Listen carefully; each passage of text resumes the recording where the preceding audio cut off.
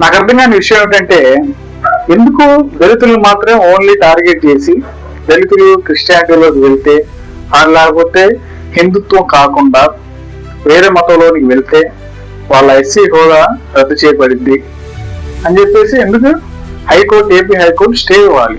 Doctor BR Ambedkar రాసిన constitution ప్రకారం article 21 right to religion, right to freedom అనే acts ఉన్నప్పుడు ఏపీ హైకోర్టు అటువంటి స్టేని ఎలా ఇచ్చింది?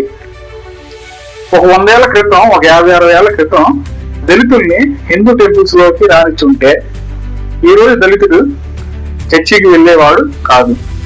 ఈ రోజు ఇండియాలో అధికంగా క్రైస్తవత్వం రేటింగ్, క్రైస్తవత్వం ఎక్కువ ఉంది, ఎక్కువ శాతం ఉంది అంటే దానివల్ల కారణం ఏంటి?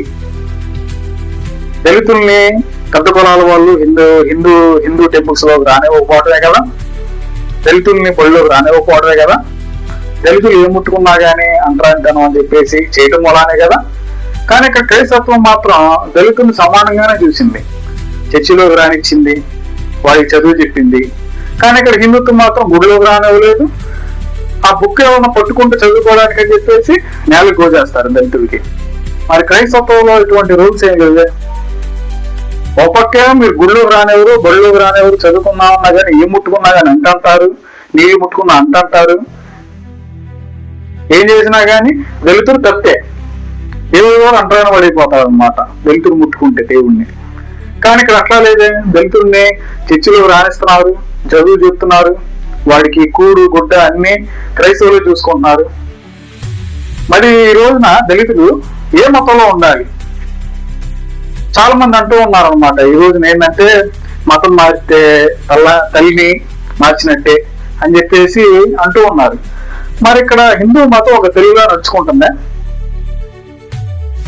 హిందూ మతం మరి బ్రాహ్మణుడికి ఒక రూల్స్, దళితుడికి ఒక రూల్స్ మరి పెట్టకూడదు కదా. తల్లి మరి ఇద్దరు పిల్లలను కూడా కరెక్ట్ గానే సేమ్ వేలోనే ఈక్వాలిటీగా చూడాలి, అంతే కదా. మరి పెద్దోడికి పంచభక్ష పరమాణాలు పెట్టి చిన్నోడికి పచ్చడి పెడితే కుదరదు కదా, అది తల్లి అనిపించుకోదు.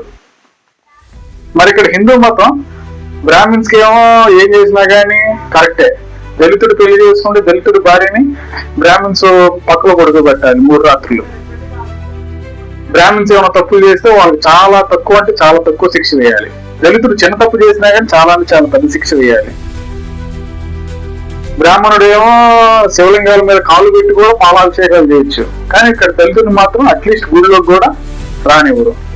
సో కాబట్టి ఈ రోజున మీరే చెప్పండి, చాలా మంది దళితుడు ఏ మతంలో ఉండాలి?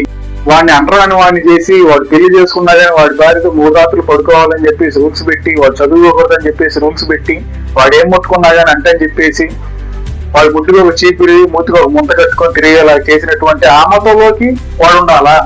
లేకపోతే వాడికి చదువుకోవడానికి పుస్తకాలు ఇచ్చి, వాడిని చర్చిలోకి రానిచ్చి, వాడికి కట్టుకోవడానికి బట్టలు ఇచ్చి, వాడిని జాగ్రత్తగా చూసుకున్నటువంటి క్రైస్తవ మతంలోకి వాడు ఉండాలా?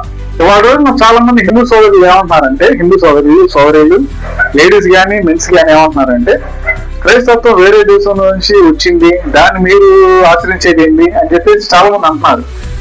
హిందూ మతం ఒక్కసారి వెనక్కి వెళ్ళి చూసుకుంటే హిందూ మతం ఎక్కడి నుంచి వచ్చింది? హిందూ మత గ్రంథాలను రాసింది ఎవరు? ఆర్యులు. ఆర్యులు ఎక్కడి నుంచి వచ్చారు?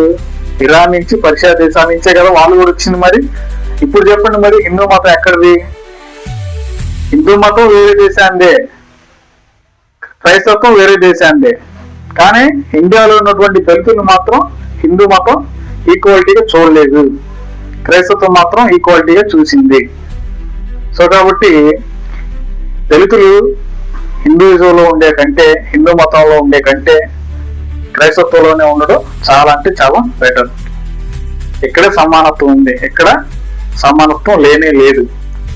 సో కాబట్టి చాలా మంది అర్థం చేసుకుంటారు అనుకుంటూ ఈ వీడియో చేయడం జరిగింది. Thank you for watching our video.